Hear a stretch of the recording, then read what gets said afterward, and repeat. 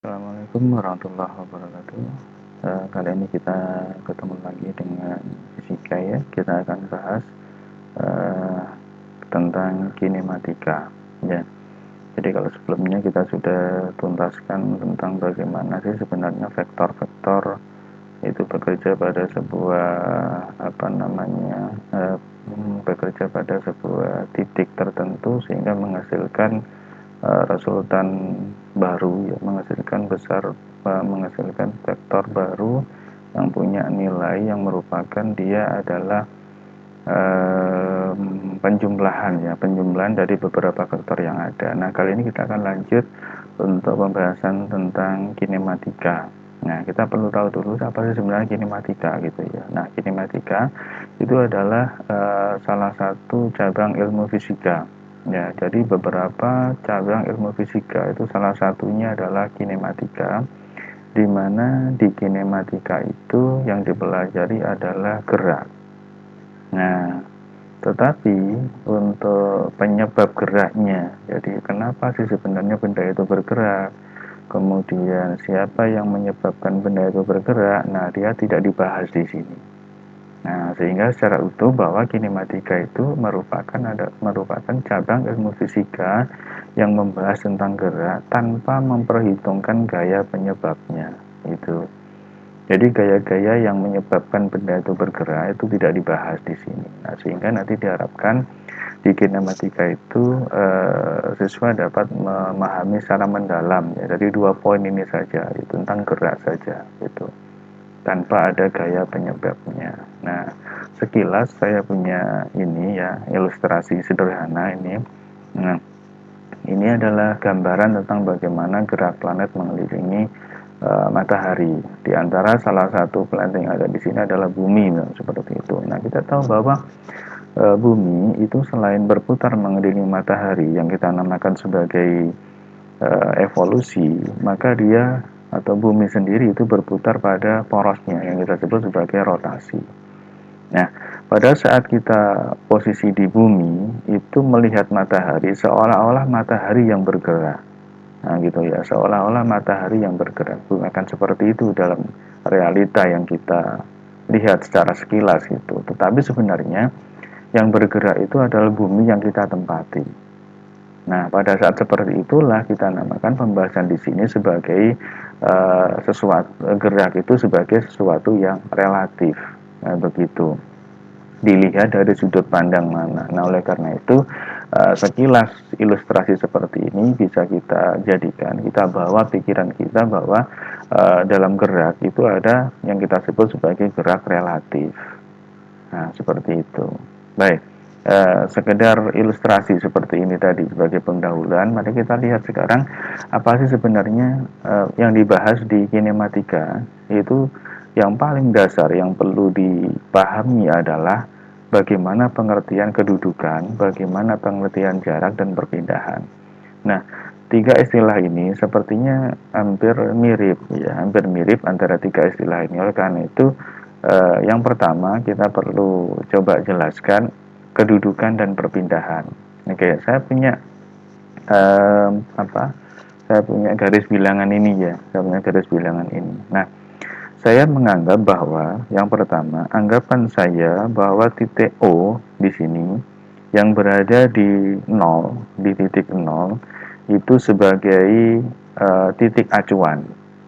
Ya, titik acuan. Sekali lagi, titik O ini adalah titik acuan. Oke. Seandainya ada benda yang bergerak dari O menuju P, dari O menuju P.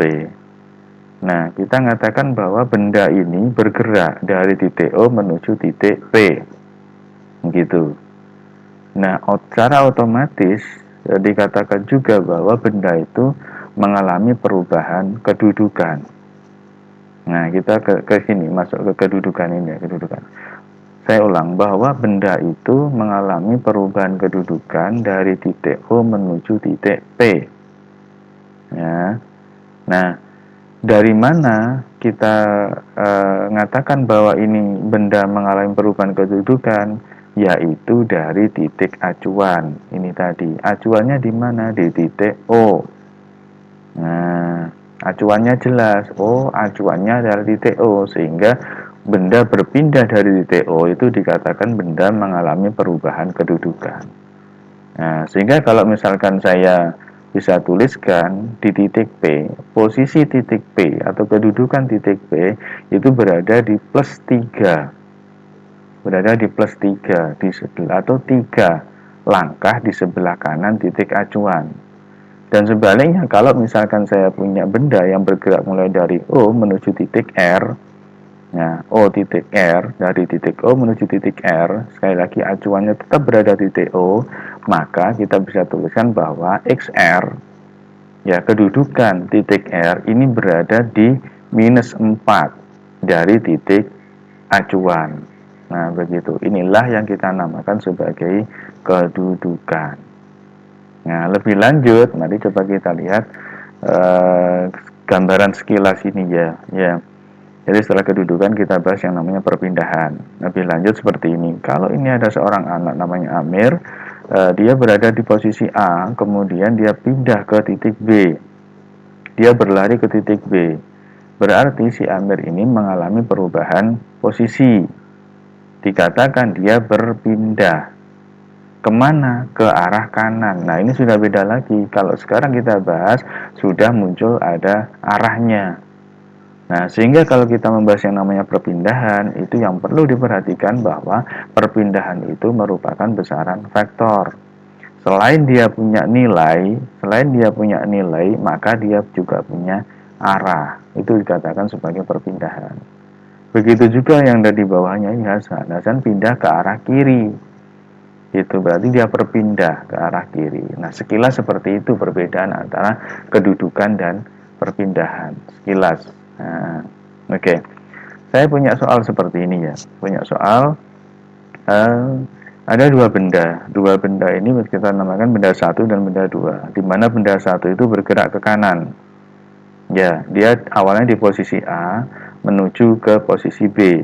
Nah, seperti ini, seperti pada tanda panah kuning, oranye ini ya, panah oranye ini. Nah, benda itu berpindah dari A menuju B.